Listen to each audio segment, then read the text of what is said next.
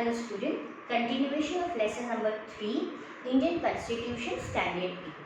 In previous lecture, I have explained you how Indian Constitution was adopted and why do we need a constitution and the introduction of constitution. In this lecture, we will study about features of a constitution: democratic rule, secularism, republic, federal state and fundamental rights. These are the few features adopted for our Indian constitution. Page number 15 of your textbook. The first feature is a democratic rule. India has adopted the democratic system of government.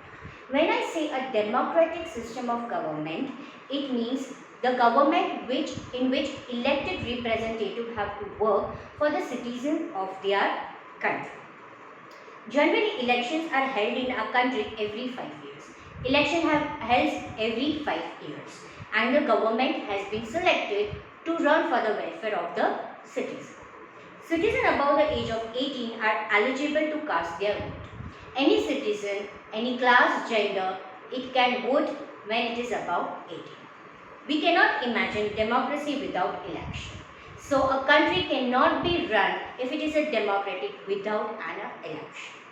People all over the country play their role in electing their representative. And we people, we citizens play a very important role in this election.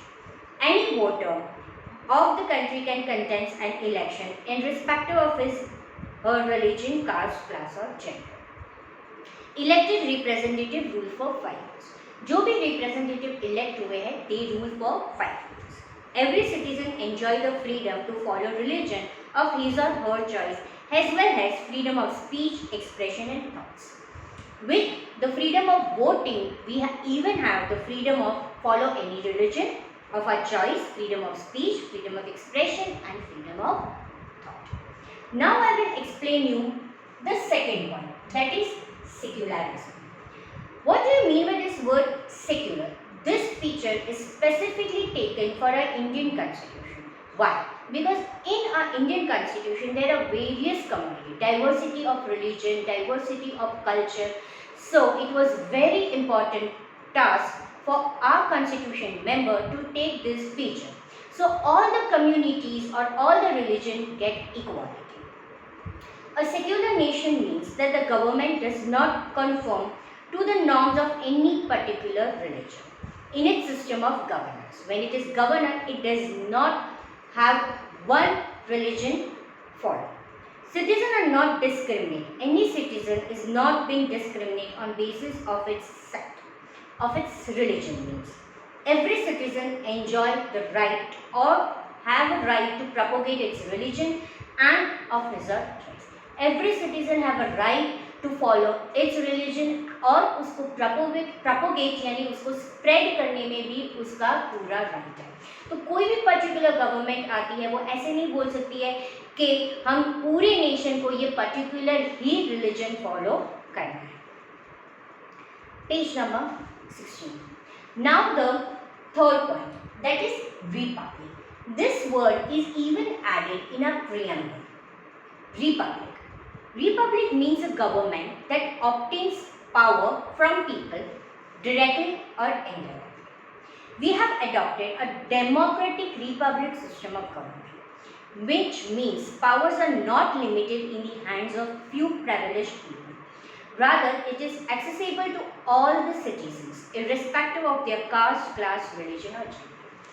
In this paragraph, they are telling us कि कोई particular group हो जो dominate religion का हो या कोई particular group हो जो काफ़ी रिच हो, तो हमारी इंडिया की गवर्नमेंट सारे जो भी रूल्स होते हैं वो उसी के प्रेफरेंस में नहीं होते.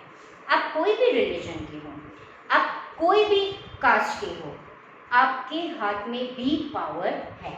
तो जो पावर है इलेक्शन का फॉर एग्जांपल, वो सिर्फ एक ही कम्युनिटी को ही, एक ही प्रिविलेज पीपल को नहीं दिया गया है. Things to know. Any common person, man, woman, be it a hawker or a vegetable, can become a sarpanch of village. Right? आप कोई भी हो, अगर आप इलेक्शन में खड़े रहते हो तो yes, you can participate for the election. भले आप कोई भी कास्ट के, रिलीजन के या क्लास के हों, आपको कोई भी रोक नहीं सकता। इसी पेज में आपको दो मैप जैसा दिया है, सेंट्रल गवर्नमेंट और स्टेट गवर्नमेंट। सबसे पहले मैं सेंट्रल गवर्नमेंट समझाऊंगी और इसमें 3 ऑर्गन्स दिए गए हैं, लेजिस्लेटिव ऑर्गन, एग्जीक्यूटिव ऑर्गन और जुडिशरी ऑर्गन। जब मैं लेजिस्लेटिव ऑर्गन की बात करती हूँ, हमने 7th स्टैंडर्ड में ये 3 ऑर्गन के फंक्शन पढ़ चुके हैं। मैं आज आपको वापस एक्सप्लेन करती हूँ। जब मैं लेजिस्लेटिव ऑर्गन की बात करती हूँ, तब वो ऑर्गन होता है जिसका काम होता है लॉ बनाना, लॉ पे इम्प्लीमेंट करता है executive. The second organ of the government is कि जो भी लेजिस्लेटिव असेंबली में जितने भी रिप्रेजेंटेटिव्स थे, वो रिप्रेजेंटेटिव्स ने जो लॉ बनाए हैं वो लॉ पे वर्कआउट करना है। And the third organ is judiciary. Now what is the function of judiciary? When a government had made a law and when this law has to be implemented, और अगर ये implementation नहीं होता है, जो जुडिशरी का काम है कि उस पे उसको जजमेंट दे, यानी कि अगर किसी ने लॉ तोड़ा है तो उसको जस्टिस दे या उसको पनिशमेंट दे या पेनल्टी दे। जब मैं सेंट्रल गवर्नमेंट की बात करती हूँ, हम सबको पता है इंडिया की गवर्नमेंट 3 लेवल में है, पंचायती, village level, then state level and union level. Now when I talk about central government, 3 organs होते हैं। लेजिस्लेटिव सबसे पहले ऑर्गन जिसमें पार्लियामेंट्री लॉ बनाता है, उसके पास 2 हाउसेज होते हैं, लोकसभा एंड राज्यसभा। प्रेसिडेंट की जब मैं बात करती हूँ, तब मेन हेड होता है सेंट्रल का प्रेसिडेंट। उसमें आते हैं एग्जीक्यूटिव जिसको लॉ पे इम्प्लीमेंट करना है, prime minister and council of minister. Third हमारा जुडिशरी होता है, उसके ऑर्गन होते हैं सुप्रीम कोर्ट, सेंट्रल। सेम हम पढ़ेंगे स्टेट गवर्नमेंट में। जब स्टेट की बात करती हूँ, governor, main head of the state is governor. जब उसकी लेजिस्लेटिव की बात करती हूँ, तो लेजिस्लेटिव असेंबली होते हैं, 2 लेजिस्लेटिव असेंबली होते हैं, विधान सभा एंड विधान परिषद। एग्जीक्यूटिव में chief minister and council of ministers. Judiciary की बात करती हूँ तो high court, district court and subordinate court. Local administration यानी कि जो पंचायत होता है, उसमें जो ऑर्गन होता है वो municipal corporation and municipal board. तो इस तरह से हमारी गवर्नमेंट को डिवाइड किया गया है, जिससे हर एक state smoothly run. Page number 17, यही टेबल को एक्सप्लेन किया गया है। Legislative, executive and judiciary are the organs of the government. Legislative makes law, executive with the help of its executive civil services implements the law, law पे workout करते हैं। Judiciary makes people कि ये law वो follow करें, और जब वो नहीं करते हैं तो उनको penalize हो या जहाँ भी हो justice देना। Now the fourth, that is federal state. India is called a federal state. India is a federal state, यानी कि there is a distribution of subject on which the central and state government can frame laws. Central government के जो legislative है उनको central level पे frame करना है law, state level पे जो legislative है उनको state level पे frame करना है। दोनों के powers अलग है, दोनों अपने तरीके से function करते हैं, इसीलिए इंडिया को federal state बोला गया है। There are 3 lists, हर एक को एक लिस्ट यानी कि हर एक को क्या काम करना है वो लिस्ट दिया गया है। यूनियन लिस्ट, स्टेट लिस्ट और कंकरेंट लिस्ट। मैंने से कंकरेंट मीन्स दोनों ही लिस्ट दोनों ही गवर्नमेंट को फॉलो करना होता है। लॉज जो सेंट्रल गवर्नमेंट ने बनाए होते हैं वो पूरी नेशन को फॉलो करना होता है। स्टेट लॉ ने जो भी बनाए होते हैं वो सिर्फ पर्टिकुलर वो स्टेट को फॉलो करना होता है। Page number 18, and we come towards our last fundamental rights. Fundamental rights is given by our country. जब कॉन्स्टिट्यूशन बना रहे थे तब उन्होंने ध्यान रखा था कि ब्रिटिशर के वक्त काफ़ी चीज़ें सिटीजन को फ्रीडम नहीं दी गई थी, जिसकी वजह से इनइक्वालिटी की काफ़ी प्रॉब्लम क्रिएट हुई। इस इनइक्वालिटी को दूर करने के लिए ये एक मेन फंडामेंटल राइट ऐड किया गया था, इसीलिए फंडामेंटल राइट को सोल ऑफ कॉन्स्टिट्यूशन भी बोला जाता है।